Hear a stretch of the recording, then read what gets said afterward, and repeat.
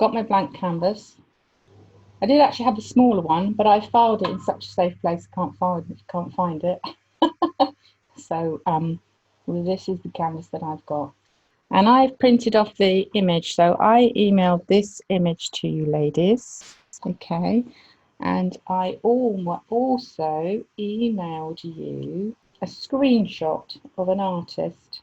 And I thought her still life paintings were lovely and bright and colourful and cheerful. I know we want to inject some nice bright colours. What I also liked about them was the colour combinations that she uses together, and I can talk a little bit more about that as we progress with this painting. One of the things, I hope you've had a chance to perhaps have a look at her, or at least have a look at the images that I've sent you. I welcome your opinions on her work. Her work is quite stylised, and if you look at the flowers, or particularly look at the vases, they are quite flat. They're not very three-dimensional, okay, and that's a deliberate effect. She's more celebrating perhaps the pattern or the shapes that she can see. And I thought that as so many of you are so brand new to painting with acrylics, as long as it would be a simpler way or a good start point for you to start with your painting flowers and painting vases. It's up to us really whether we want to make it more, not traditional, I suppose more impressionist, more three-dimensional form. It is up to you.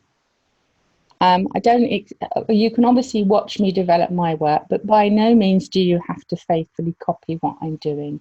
You do what you feel is best for you in the way that your work is developing. So I'm very happy for you to tweak the colours or change them slightly, or and we'll just see how our work develops. This painting is going to take us more than 1 week. It's clearly going to take us a couple of weeks to do. But the other elements that perhaps we could also consider seeing how our work develops. I was looking at the vases and looking at the patterns that are on them, and she does incorporate collage into her paintings. So you could, if you wanted to look at celebrating pattern in vases, you could look at using gift wrap, or even perhaps an element of wallpaper design or something like that.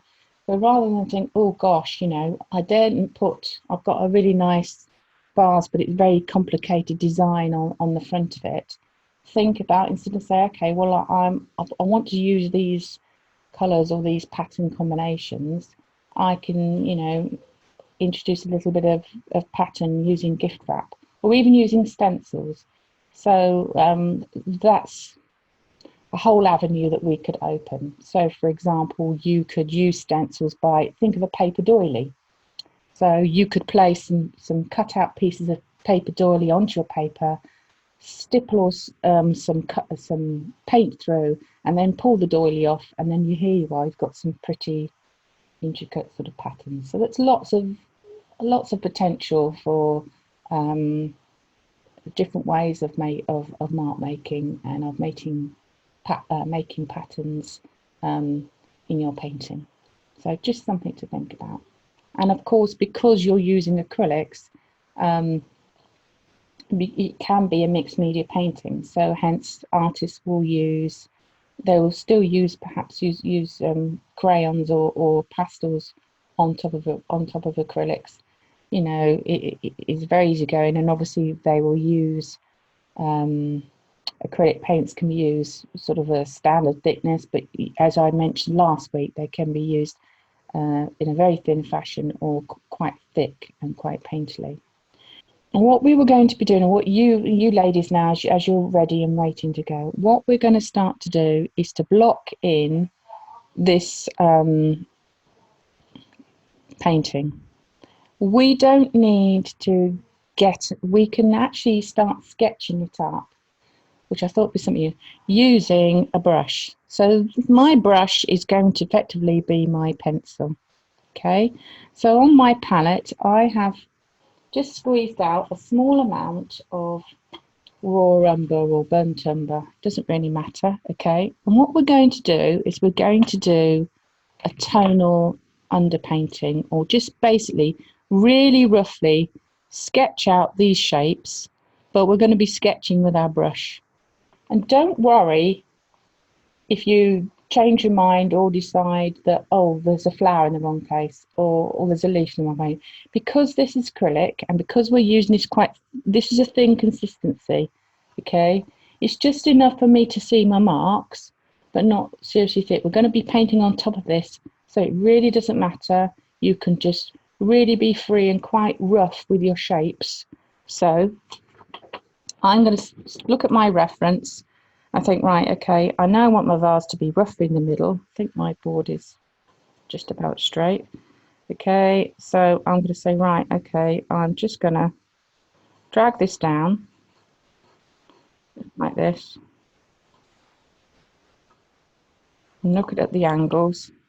So I'm not worried about the side and making it too exact. I'm just doing it very roughly using my eye.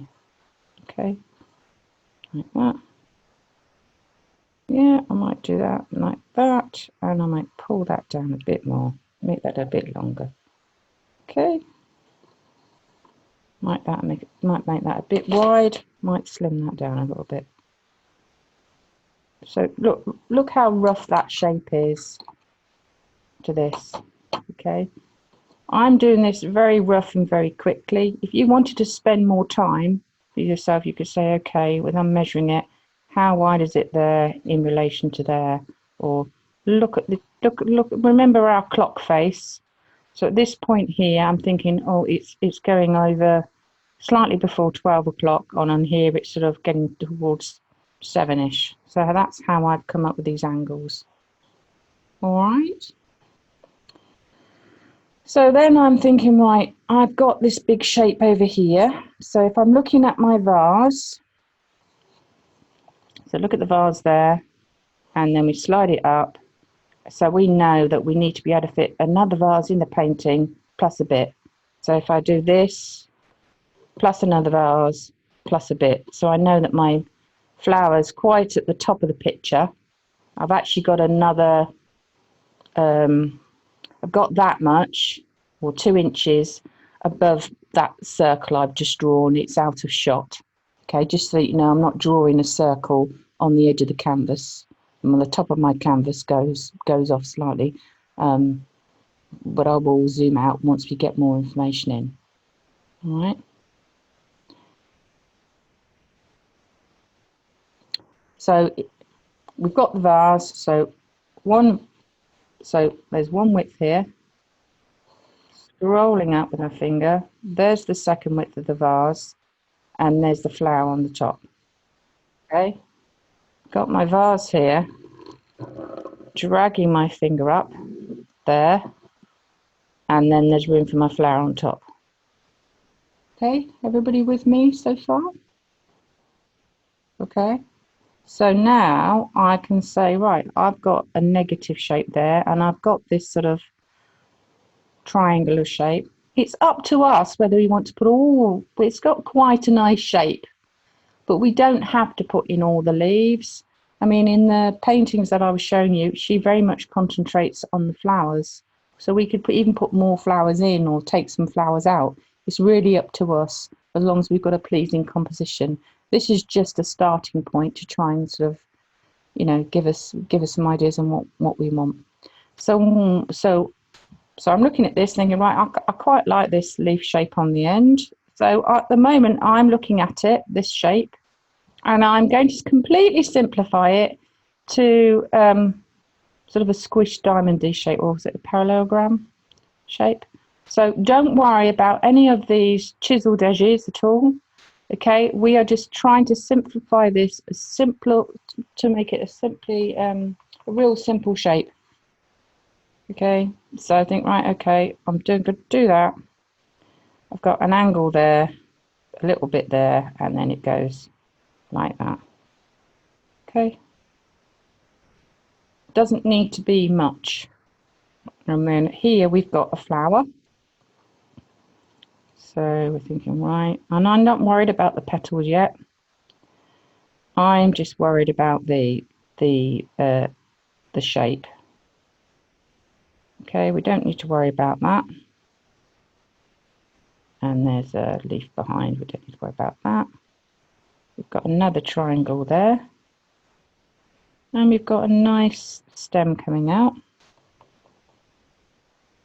Okay, so I'm just picking up a little bit of diluted paint here, and which comes up here. So it's going up there, and then it goes whoop, and then the blob there. Okay, and then we've got another blobby thing here. 1, 2, 3, and then there's a great big long shoot coming up here out of shot, so we can ignore that. Okay, don't think we've got to faithfully reproduce every single little thing in there.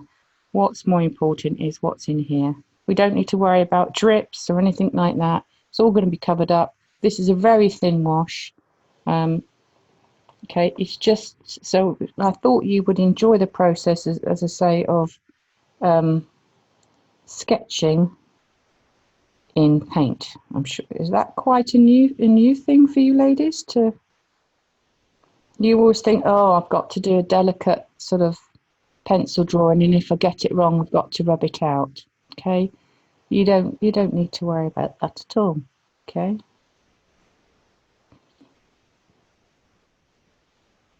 So even if you get lost a bit, I mean, I'm beginning to get lost a bit, as long as you're looking at these as triangle shapes, and then there's that big one there, which I might not make as big as that.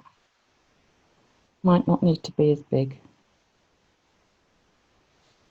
Got loads of leaves here, so you might not need to do as much.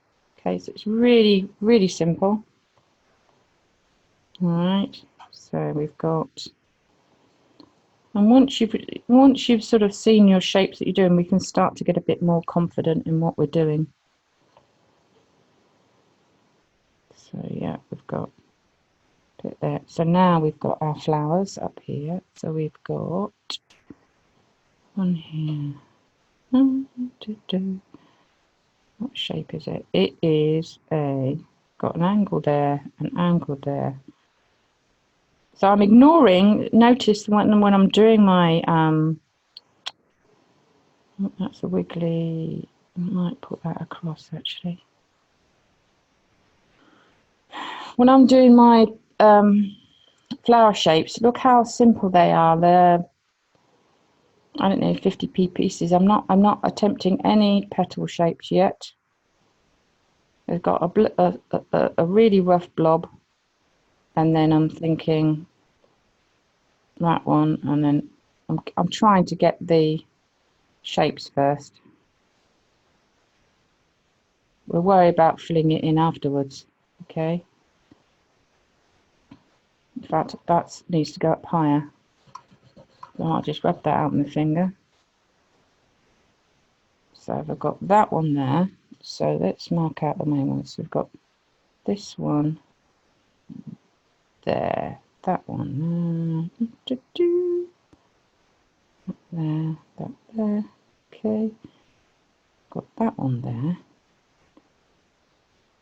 which is sort of going over here. It might go over here a bit more, and then we've got this one, which in relation to the vase is quite essential, so that's okay. So, and I want to make sure I've got a nice gap, which I have at the top. So this is the highest point I want to make this flower. So even if I shorten its neck, I can. And then the next flower almost carries immediately on for that.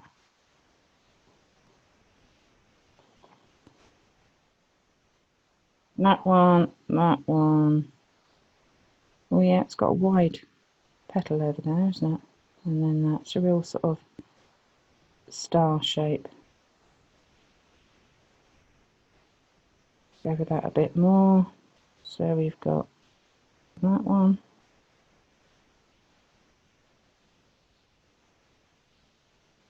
So it's really rough. It doesn't have to be precise yet.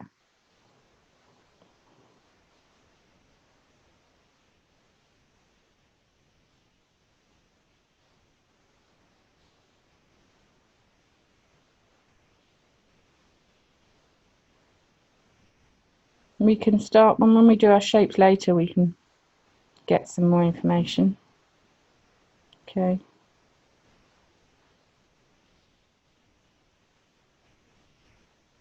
And then I might have something there. I might have, well, I mean, there's all sorts. You could have a round table on here. You could pretend there's a table behind. And as you've and you notice on the image that I've given you, I've changed the background colour. That's deliberate. We'll talk about it a little bit more. All right. So that is my rough, really rough. And if you could look at this and say, well, this leaf could be a lot bigger. When it might be bigger. Okay. It's absolutely fine as long as you've got a rough plan or a rough idea as to what's happening. Because this shape on the actual photograph, actually, you're almost looking at it straight away. Can you see it's got quite a big arc coming out more? So I might bring that out a little bit more. So I can do that now. I think the main thing for you ladies is because it's acrylic. There we are. Yes. So if you're looking at that in relation to that flower there, this leaf goes out that little bit more, which is why that is coming out like that. We've got all these funny shapes that we can't really see. It's a bit complicated. So let's bring that out a bit more. Funny sort of diamondy shape, which is bringing this one out here, which we can see.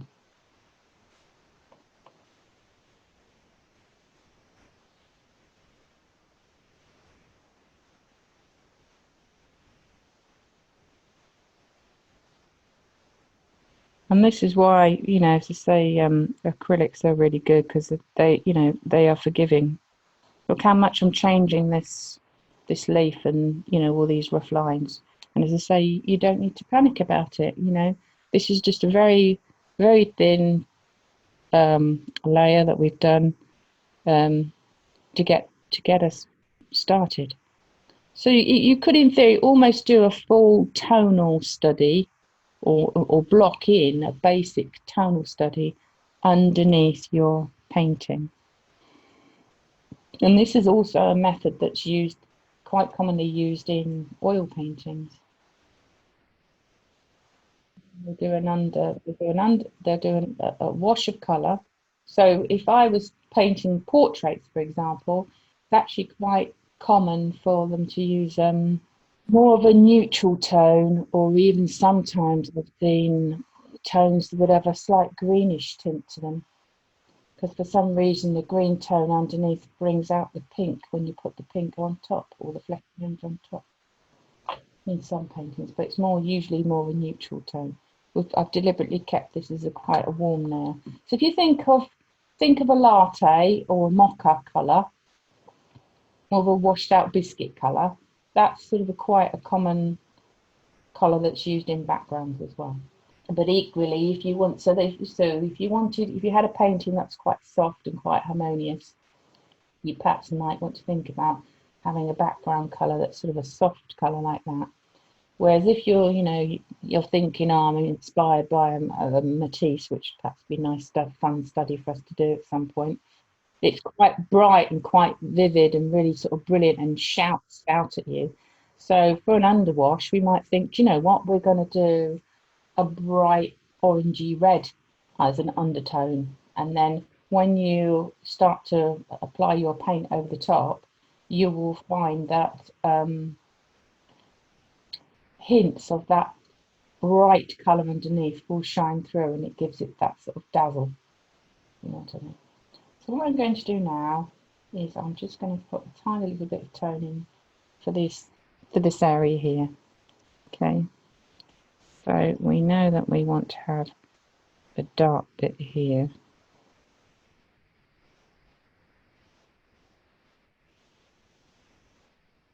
That bit. And then we've got another bit here that's dark.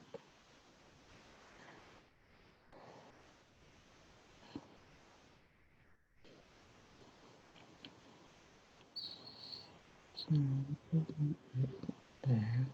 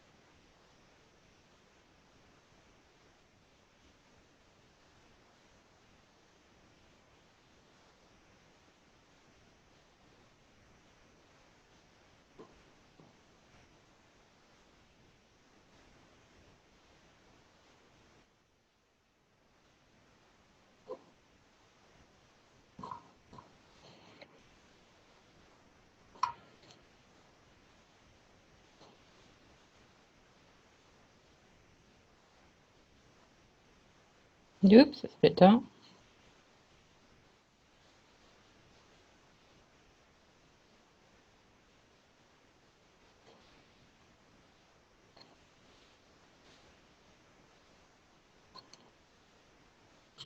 I'll pan up slightly. Look, so there you are. You can see that I've got the gap at the top.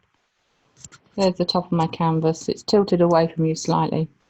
Don't worry, your drawing does not need to be precise.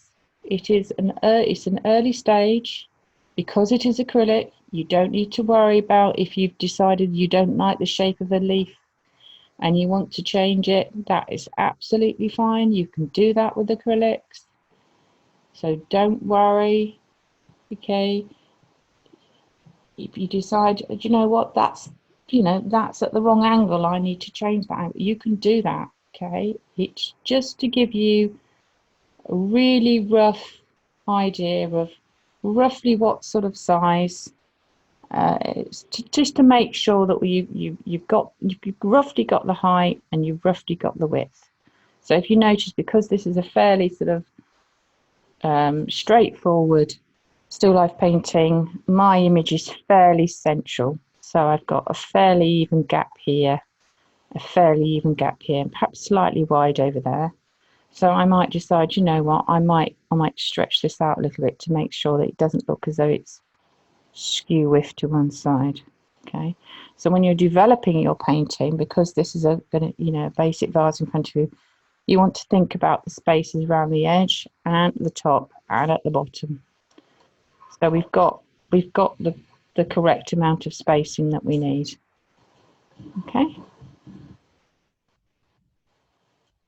because this is the early stage, if you just concentrate on getting a width, a space either side that you're happy with, a space at the top and a nice space at the bottom.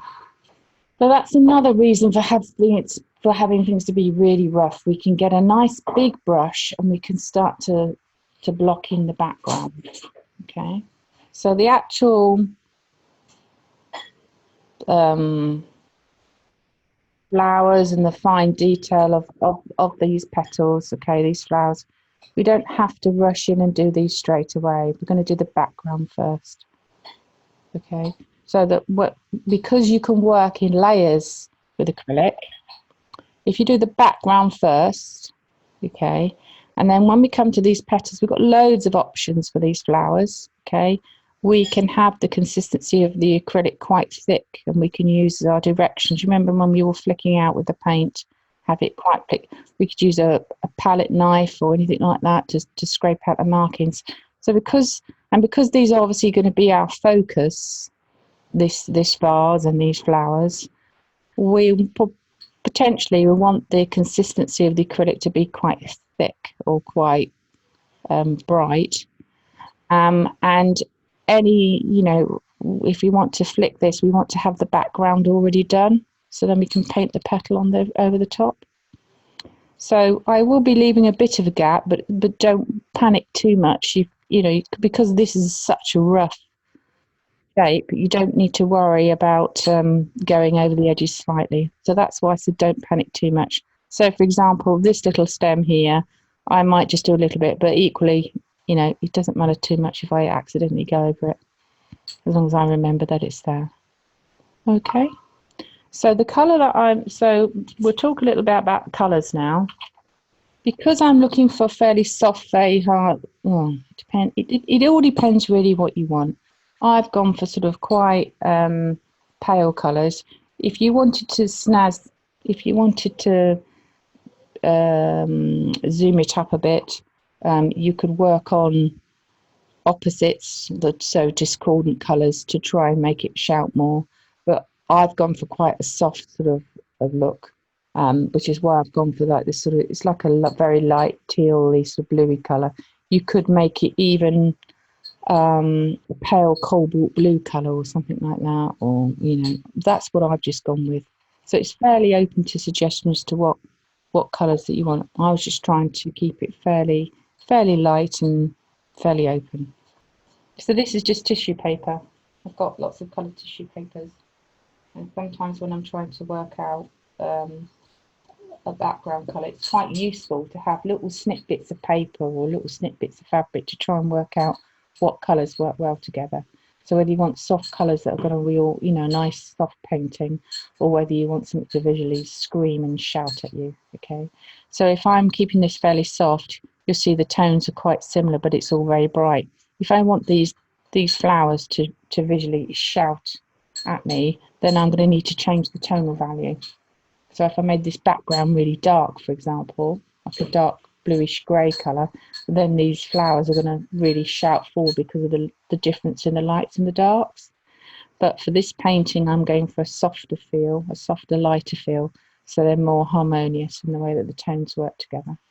So I've just squeezed out on my palette some titanium white, and I'm thinking I'm going to go for a nice turquoisey, pale turquoisey colour, which I don't have in my palette. So I'm thinking, right, I need to make a turquoise brown. So I'm just putting a dot of phthalo green. So any sort of cold green that you've got. Okay. And I'm just going to do a dot of blue. If you don't have those colours, please let me know. And I've got cold blue and a cold. So it's got phthalo green and phthalo red, and I'm using the tiniest because the colour that I'm using is very, very light. I'm using the tiniest amount of paint. Look how, so you don't need a lot of paint because these pigments are really strong. Look, it's really a tiny amount. There's my white. So I go over to it because I'm testing out a colour. There's no point in me mixing a huge amount. Okay, I need to mix a tiny amount first to say, oh, is that the colour that I'm after? Okay, so now that I've mixed my two colours together, I have now got quite a nice, pretty, light aqua colour,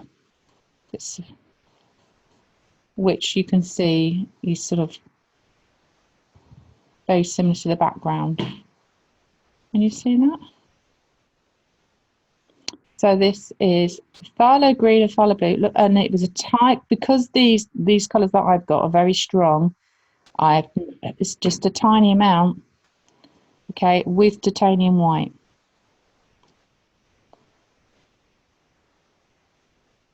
When you're happy with how much you've got, obviously that is a tiny patch. So there's no way this is going to cover all of my background. So now that I know that these two colours make the background colour that I'm after, now I can mix more of it. Okay, so I'm now going to grab some more across, which will make it go darker. Okay, so now that I'm confident that this makes this nice turquoisey colour that I want, and you can follow me, or if you decide, you know what, I fancy having it a bit more sort of a nice denimy cobalty blue colour, you could equally do that and perhaps have a bit of ultramarine to it. Okay, doesn't really matter too much. So you can see now I'm beginning to get more on my and now that you know you've got these two colours, okay, you can start to mix them together. So look, if I go really so I'm really dark again. So now whereas with watercolour we would be obviously thinning it down, we are just adding more paint. So I've gone very bluish now. Okay, so now I need to go back down and I'm going to add some more green to mine because it's gone very blue. Okay, so once you're happy with the colour that you've got, we were going to start to block it in. So you want a really nice big brush. I've got a filbert brush here. Okay, just going to add perhaps a little bit more green to mine. Just so I've got this really, really pretty sort of nice colour that I'm after. Okay, and then I'm just going to start to block in the background. Yeah, that's like that colour. Bit more white. Okay.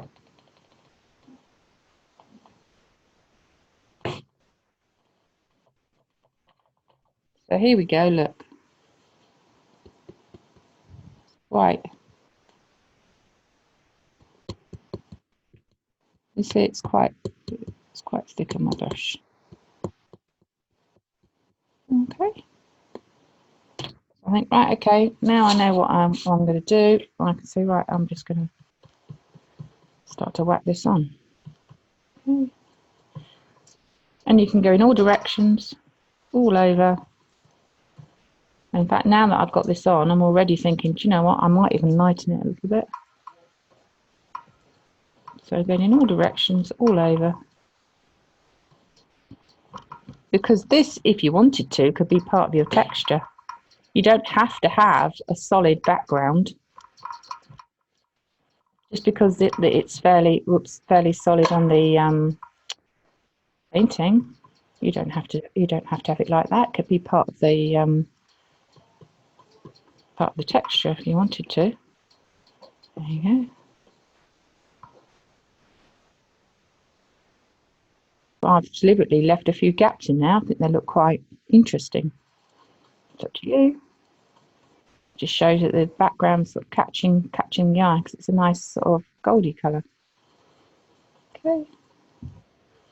And then we've got a bit around here.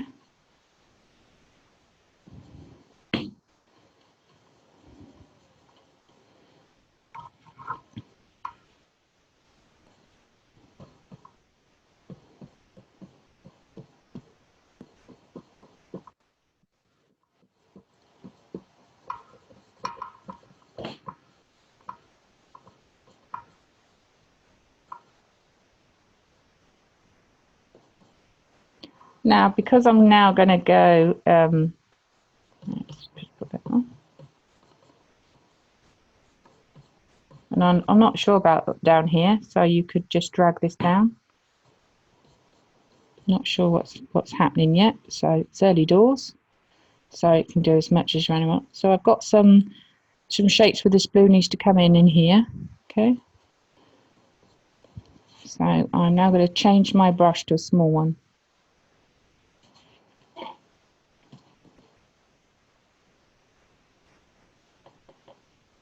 Okay, so I've now got a little chisel brush. It's quite small.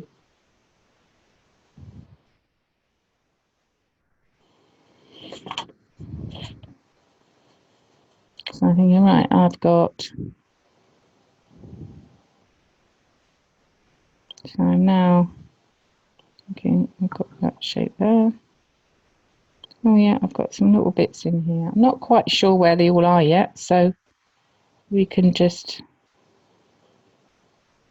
put in a little patch.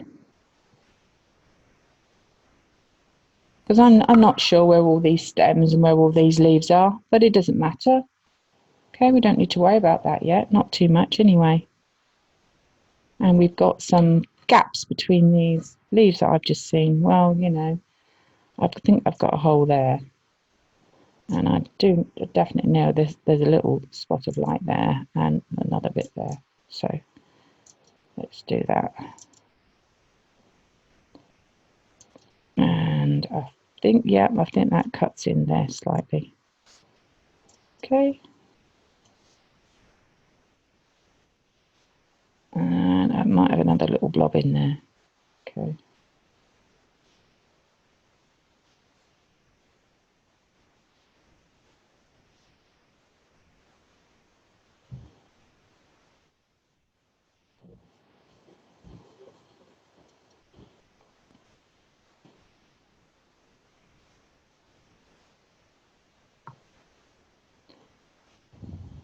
Now, as this painting develops, you may find that you're going to paint over this background again, to build it up even more. So don't worry if you think, oh look, I haven't mixed up enough paint. It's not the end of the world. Yeah. So because you've got the Stay Wet palette, if we keep this moist, okay, we can spray it, and if you decided you wanted to work on a few more shapes, then you could. So but the main thing is to now you know how to remix this colour, because obviously we've got a whole week. So usually acrylics is good for a few days, but I think if you left this in for a whole week, it will probably start to smell a bit. We'll see. But there you go, just a little word of warning. So you should see that this lovely sort of turquoisey bluey colour is singing nice and brightly against the yellow background. Okay, that's because if you remember, blue and yellow are discordant colours. So these colours are all shouting nice and brightly visually at us. It's a nice, bright, cheerful colouring. And what we're going to do now is change our water, and then we are going to start drawing or blocking in the rough shapes of our flowers. So just as before, okay, I've mixed up a small amount. We don't need to worry too much about the lights or darks, okay? Oh, the other thing I meant to say also to bear in mind is that when acrylics dry, depending on the quality of the paint that you have, sometimes the acrylics can dry slightly darker. So they're the opposite to watercolours, whereas watercolour, when your work is dry, will be lighter. Watercolours lighten. Acrylics can darken slightly. Okay, so just bear that in mind. So now we can sketch in again. So now I've got some pink, and now we can start to block in these shapes that we can see.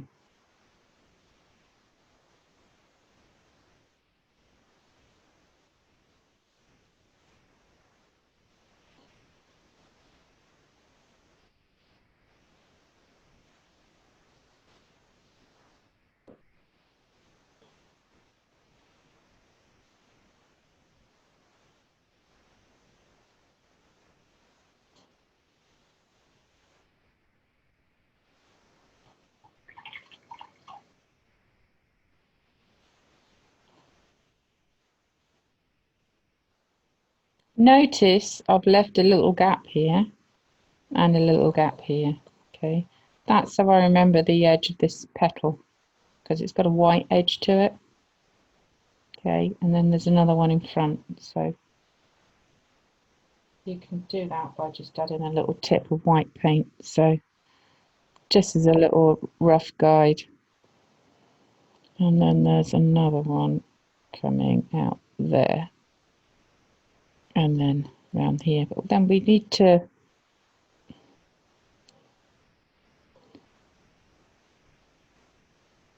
doesn't need to be too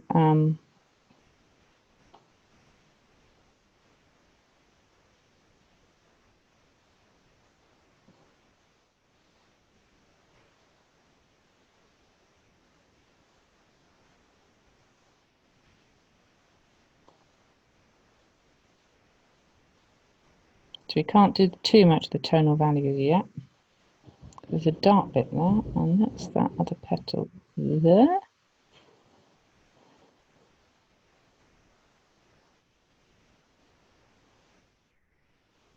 So you notice I'm going down to quite a small brush. So I've got this small chisel, and I'm probably going to pick up a second chisel brush so I can get these tones around here. So I'm trying to block them in. I'm trying not to do too much detail.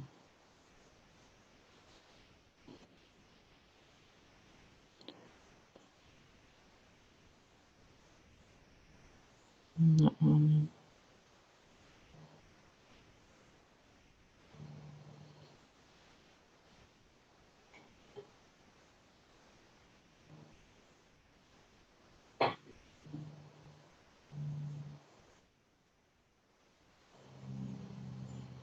So this one we've got, what have we got?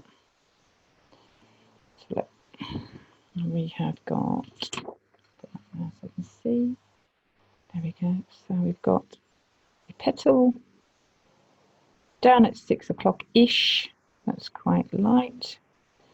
And then we've got something going off at pointing to 8 o'clock ish. And then we've got another one there. We've got quite a lot of petals on this one. And it's quite foreshortened. And then we've got another one. And another one within that. Oh, there's quite a lot. Which is quite, this was quite a complicated one.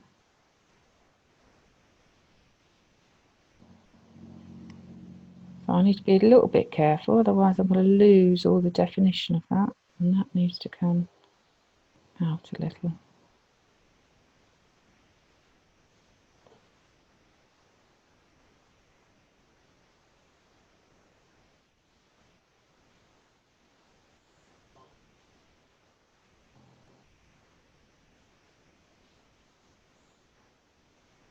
Right, this is getting lost. So let's have a go again. This is where the danger comes, where you've got all this overlapping going. So where this petal is coming down here, we need to make sure that one is defined and this one goes off like that. And then we've got another dark one here and then the dark flips there. So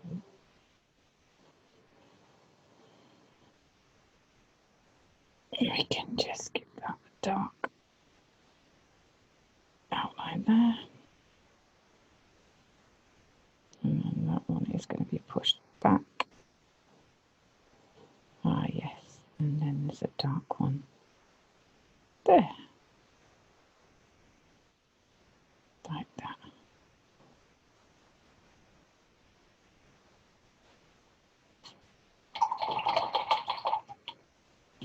Yeah, this one's a bit difficult to see at the moment. So what I'm going to do is I'm going to go back to tone level for you. We've got lots of purples because the petals are all over. Right. Because these petals are all over each other or overlapping, it's more difficult to define it. We've got this dark edge here and we've got a dark edge there. So this is what we'll be working on, getting the shadow down and lifting that up. We don't want it to be too much. So I'm just mixing a slight shadow tone.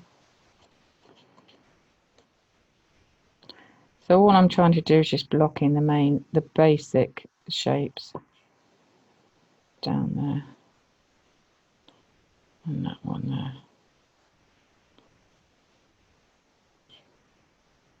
Yeah, that's got to go darker. So we'll just keep the outline yet, like that. And then that way you can see it on screen.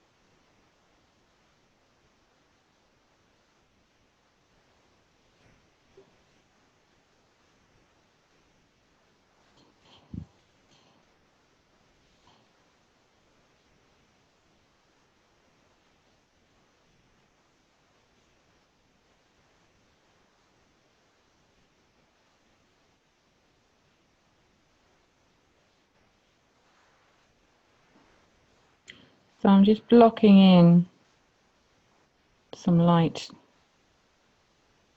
So now I'm constructing this flower. I'm blocking in the light petals first, or where I can see some light catching it. And then going to go slightly darker with my pink. So I've still got these two colours, the permanent rose, effectively. And if you add a little bit of, or even a little bit of that background colour, the tiny speck. So what we're doing is we're contaminating the pink to knock it back. You could even, if you wanted to make go quite purpley, I suppose, if you wanted to.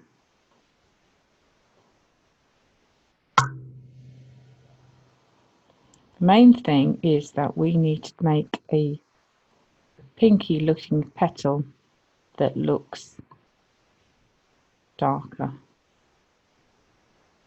So we get some petals coming forward and some petals coming backwards. We could change these colours to quite sort of greyish bluish colours later on if we wanted to. We don't, because it's early doors on how the painting is developing. So this is getting to be quite a nice mauvey colour that I've got.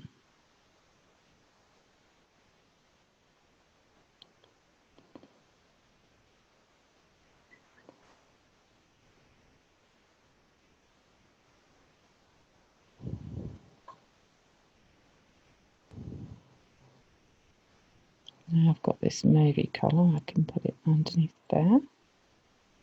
Put a bit of it there. And this one's quite mauve, this one's a bit messy at the moment, but we'll soon sort that out.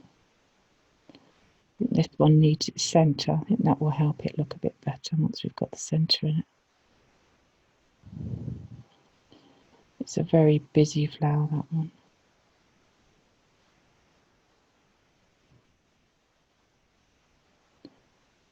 And then what have we got? Oh yes, we've got another one here, haven't we? Where's that one hiding? Let's have a look. It is roughly in this area here. So if I'm sticking with that, I need to jump to about here. And then it's doing like that. So I need to look at paint. So it's just blob and a blob. And then we need to change the colour slightly. So remember, if you want to knock back your pink, I'm just adding a little bit of the background colour. And that has made it go a very nice greyish mauvey colour. Just by, so this background colour that I've got, I've just added a smidge of it. You can see it there, look, there's the pink and there's the blue. And it's making a very pretty greyish lilac-y colour. You don't want to do too much of that, otherwise you're going to have a grey looking flower that looks a bit dead. So I'm going into my pink zone and I'm picking up the pink. Okay, and now I've got this soft pinky grey colour. And that's the colour that I'm using to get some tones coming through in my flowers. Alright. So while we are starting with these, we're just roughly blocking in the shapes that we want. We don't need to worry. I'm not trying to make them, well, I do tend to, when my paintings develop, they always tend to be more detailed than I want them to be. But we do want to make them a suggestion. I'm not trying to make them too photographic. But as long as we get the lights and the darks, then the flowers will start to work. So we've got this one here. It needs a paint there. So if you press hard and then flick, you can get a nice shape for a petal. So again, because this is a rounded brush that I've got, and if I press hard and then flick, I get a nice petal shape. So press hard and then lift it and flick up, you get a nice petal shape. And then we've got another one out here that we like, which you might do later actually. I need to do a bit more of the background, but we've got lots of little blobs as well, so I could probably just do a little press with the side of the brush like that, and then another one like that, and then another one like that. So I've pressed with this one, and I've done this one, and I've twisted it and flicked it, so I've got a nice edge to it. And then it's the same with the other side. Okay, so if we go back to our reference, the darkest area is in the center, so we'll be looking at doing a nice dark green. Okay, and there's even a darker spot there, so that is the darkest color that we want. Okay, and then we start to lift it, and the light is shining on the right hand side of the study, because the leaves all on this side all look lighter, so we know that the light source is coming from the right hand side. Okay, so this is why this one, because it's turned towards the light, this one is looking a lot lighter in tone. This one comes forward, and that one recedes backwards because it's at a slightly flatter angle, and that's why it's got a warmer hue to it, whereas this one's got a slightly brighter hue to it. It's almost got, hang on, if I bring it up, I've got splashes of water in it. Okay, so the light's shining on this one, so this one comes forward and that one goes backwards. So it's these tonal difference, this light area and this dark area, that we want to try and replicate in our painting. So that's why, even though this is really, really rough, I've tried to remember that there's a light bit there and it must be dark there. So that's the reason with these two flowers, even though they're really rough, that's the reason why this one is looking lighter and that one is mixed a slightly duller, darker colour. That will make sense to you, hopefully. So my next thing that I want to do is we need to work out what sort of green that we want to do for the leaves. It's quite a nice, so this is a Japanese anemone, and I can pick a leaf from the garden actually, and we can work out how close or how true you want to have the colour to nature. Or if you want to, we can just tweak it and we can have the leaves to have a nice bright colour, whatever we want. So I'm just literally going to step into my garden and pick a leaf for you. So here we are. Here is our leaf in reality. Okay, it's quite a nice, so it's a brighter, fresh cut. So the photographic reference, say it's closer to the right hand side. Okay, and it's quite a pretty colour, which I think tonally, if you look at the colours of it in relation to the colours that we've got on the painting, I think will look really quite pretty. Okay, so I'm going to show you how to mix this colour next. Is that all right? Okay. So if you don't know what colour greens to go for, sometimes you could do what we do. I mean, I have got an artificial, because I'm in my dining room, I do have a dining room light on, which is quite yellow. So, but sometimes if you want to have a clue as to what colour to mix, you can look underneath. So I'm looking at quite a sort of sap sort of type green. And I don't have sap green in my set, so I'm going to mix it. In fact, I don't tend to have, apart from the phthalo green, I've got a hooker's green, but I always tend to mix my colours, as you know. always try to stick to my primaries if I'm just starting out, especially for those of you who are just starting out with acrylics. As long as you've got good primaries, for starters for 10, you can then always tweak the colours where you want them to go. Okay. So do people, do you have greens in your colours or in your palettes? If you don't have any greens, then we will mix green using primary colours. Okay, right. So I will start with the phthalo green then. Okay, so phthalo green's quite strong, so we're not going to need a huge amount, and we're going to need to add some yellow to it. Okay, and I'm thinking it's going to have to be manipulated. Okay, so the phthalo green on its Todd.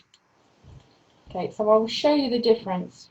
So I'm just putting on 2 yellows just to explain to you. So I suspect we're going to have to go for a very classic warm yellow to add to our phthalo green because we need to warm it up. Okay, so I can show you how the colours change. Okay, here we are. This one up here is a hooker's green, which might be nearly close to your. So it's quite evergreen colour. Okay, and the colour below is my phthalo green, which looks a bit more jade-like, like a jewel. Okay, which is probably so those of you with phthalo green will have this colour, which looks very sort of holly-like or jade-like, and those of you who've got the sap green, it'll look closer to the hooker's green, probably in a lighter tone. Okay, so we're going to need to manipulate those. This hooker's green will be good for the dark tones, but let's manipulate it and brighten it up. So over here I've got some 2 yellows. So if I add a lemon yellow to my hooker's green, any ideas on how? So it's going to go very citrusy. Okay. If I add, I'll just wash my brush out.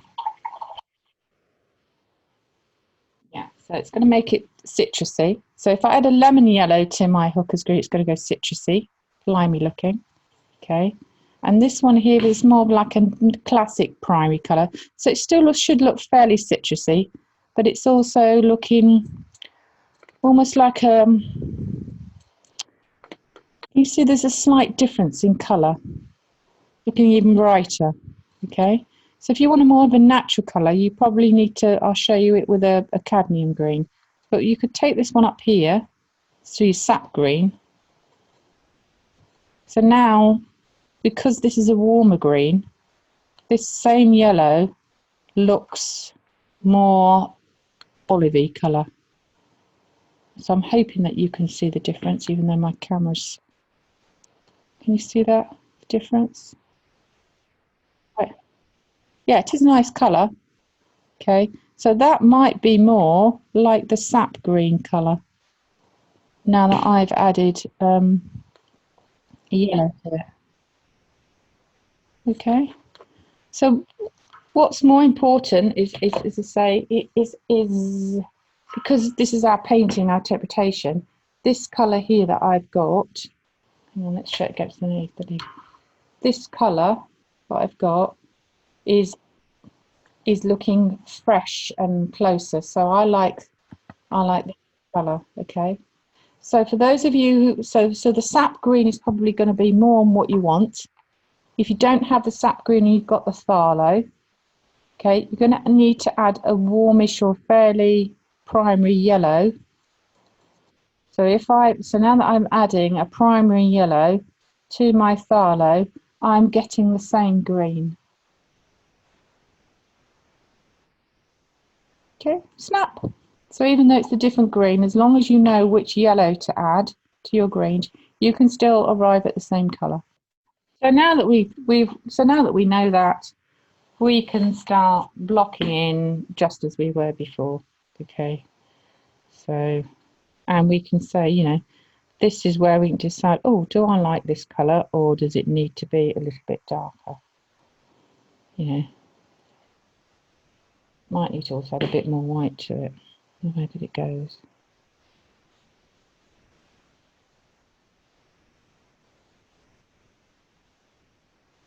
So it's very thin wash at the moment. These are by no means the finished layer. Okay, still early doors. And if you find that this green is getting a bit garish, which is danger of getting a little bit garish, I think, we can knock this down, just like we did before. If you think, ooh, I don't quite like that.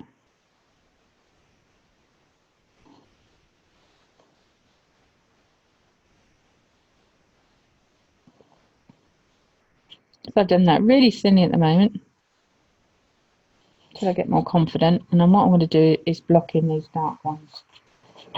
Now that I've shown you how to mix your green.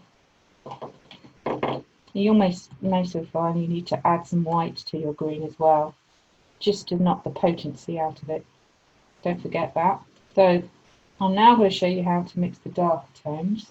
So I've sort of got my sap green again, got a little bit of white to it, which has knocked it back. Okay, but it's not dark enough. Okay, so it's at this stage at the moment. Okay, and we are aiming to go into this dark area here. So we know that by looking at that, look, if I just touch that, it's too light. You see that? So we're looking at the tonal values and we're squinting. This area here is really dark. Look how that lovely leaf visually jumps forward because it's paler, and this one almost looks black underneath. So we need to replicate that. And we don't want to take black leaf, and we want to keep this arrangement bright and cheery. So say, okay, well, instead of that, I could go for a cold green, okay, or I could start to add some blue to my green because we want you want to stylize it a little bit. Okay, so now I've got a really dark color. Okay, because we know that this bit in the middle, this bit here, needs to be really dark. Okay, so I'm thinking, where's that? So that's going to be around here. So I can just, I've got this funny little V shape. So if I just think, so if we got that bit there,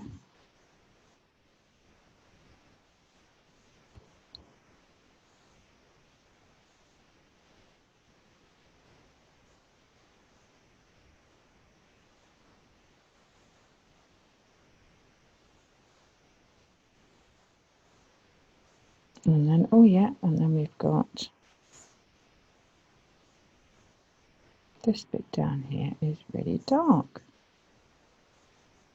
There.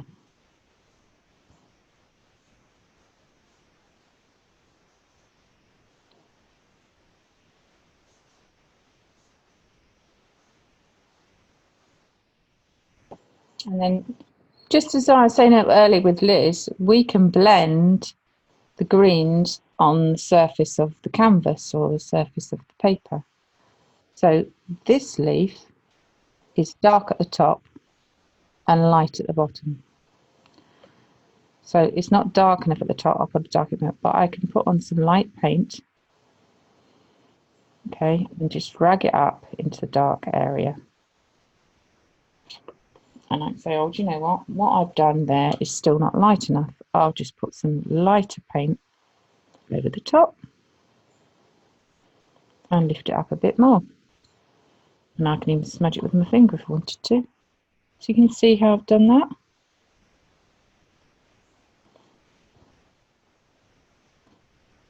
Okay, because we're just roughly blocking in shapes, aren't we? Really rough. This bit's dark because it's a mid-tone, so I'll just put that down there.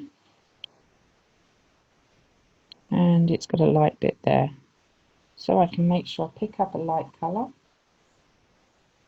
Make sure the light colour is on the edge.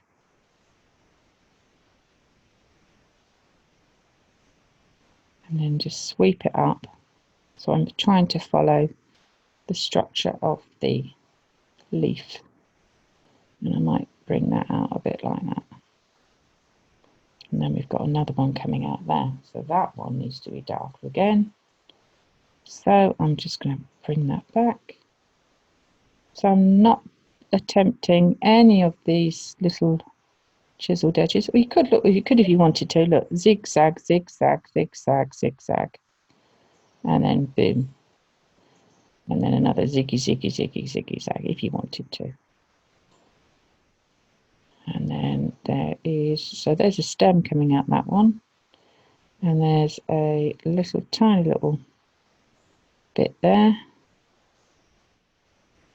And then this is where the other leaf comes in. So I'm really just blocking in really roughly the shapes that I want.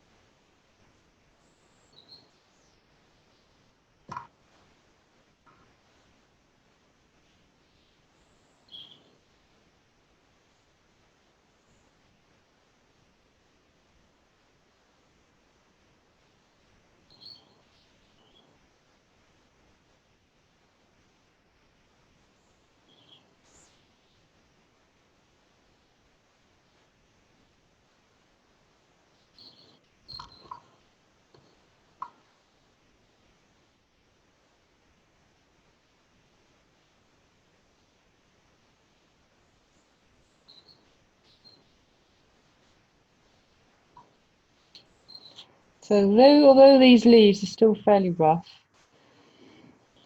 I'm trying to describe the areas that are dark in our photographic reference. So it's pretty dark here, mid-tones here, and then getting lighter, lighter, lighter. So I've got the dark tones, starting to put in the mid-tones. So this means this area, these ones going up here, are going to be lighter, lighter, lighter, which I haven't done all yet. Okay. I'm now going to look at some lighter tones. And now I'm going to look at these nice stems. And in the reference that I got, they're looking lovely and pale. And I want to try and emphasize how pale and citrusy they're looking. So I want to keep this painting nice and bright. So in our reference that we've got on our leaf, I can see it's nice and bright. So I'm going to mix up. So we're going to look at our green, which is a sort of a light sap green, and we're going to add some white to it. You don't want it to look too dull, so if you just pick up some extra yellow. This is our interpretation of the painting. We want to keep it nice and citrusy and nice looking. We want to keep it pretty. So I'm sort of mixing up very pale sap green and deliberately making it quite yellow and quite pale. So it looks nice and fresh and bright. I've got quite a small brush now. Okay. So I'm going to draw with my brush. So this is a bud here. Okay, so we know it needs to hook round. So we can, I always find it useful to rest my little finger on the canvas, so I can try and get a nice flick coming down. There you go. And if you've got anemones in the garden, so I'm sort of trying to emphasize the paleness of it. Okay. And the way it's catching the light. So as long as we keep, so that's going to be a blob there. There's going to be one there, isn't there? And there's going to be one here. So this one is actually looking a different angle to that one. So we can just. So again, I'm sketching with my brush. The darker colour down there. There's one there. Look, there's. You may need to find also. You need to. We might need to go down this brush, even that I've got in my hand might be a bit thick. I'm sort of going into fine detail a little bit, which I shouldn't be doing too much of yet, because we're not ready. We're still blocking in lots of information, aren't we? So yeah, there's another one around. Yeah. So what we can do is I'll go use the outline. So let's go for. Got a wiggly line down here. It's sort of very wiggly. Like that. And that one's another wiggly. That's a darker green. So if I just change my colour slightly.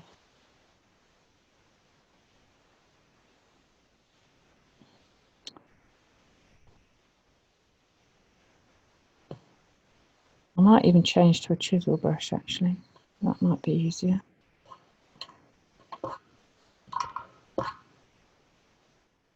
Oh, and I've missed out a leaf. There's a leaf up there.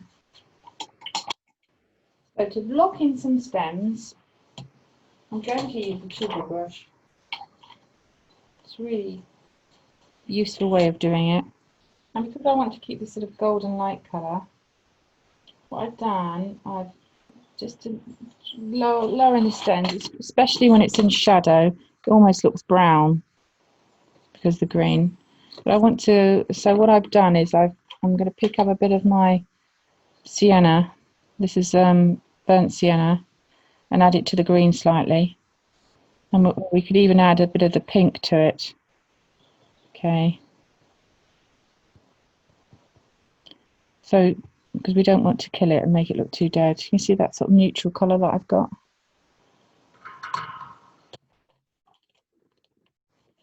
If you hold the chisel brush on its tip,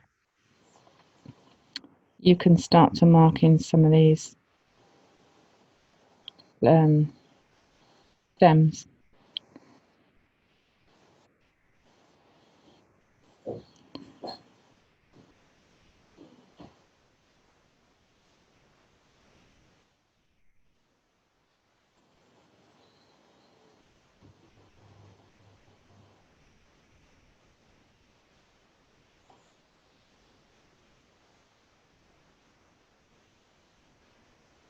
I'm not going to do all of these stems because there's just too many. And as long as we've got ones that are relevant to what we're doing, that's the main thing.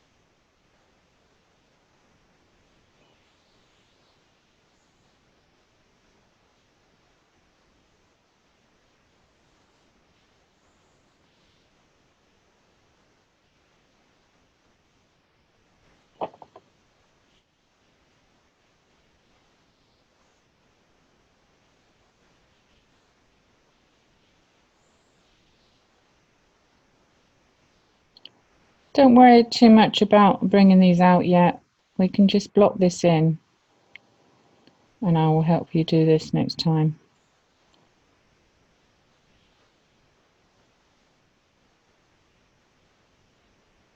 At the moment in the photograph, the vase looks three-dimensional because we can see a lighter tone here.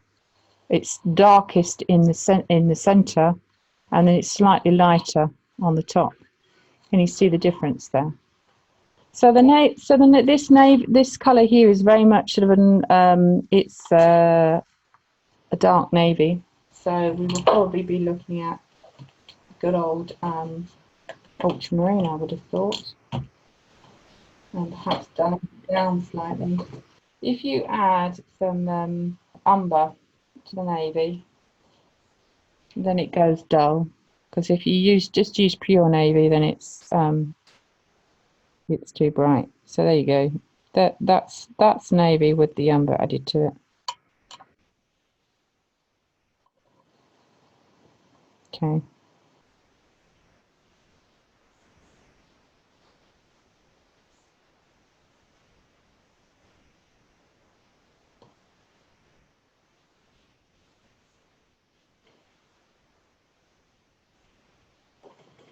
And yes, if we were doing it in a traditional way, we could get a pencil and, you know, work out where all the design was.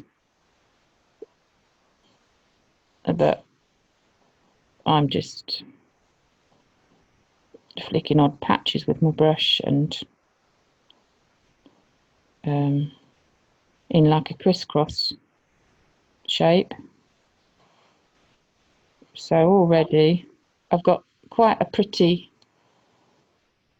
shape, completely made up.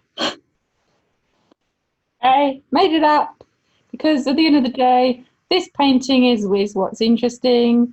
This is what we like. Okay, so I thought, okay, I'll have a blob there, and I probably need a bit of a blob there and a bit around there. Okay.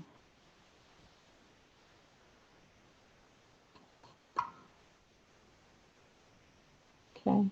So it's up to us whether we decide that's what we want to do. There you go.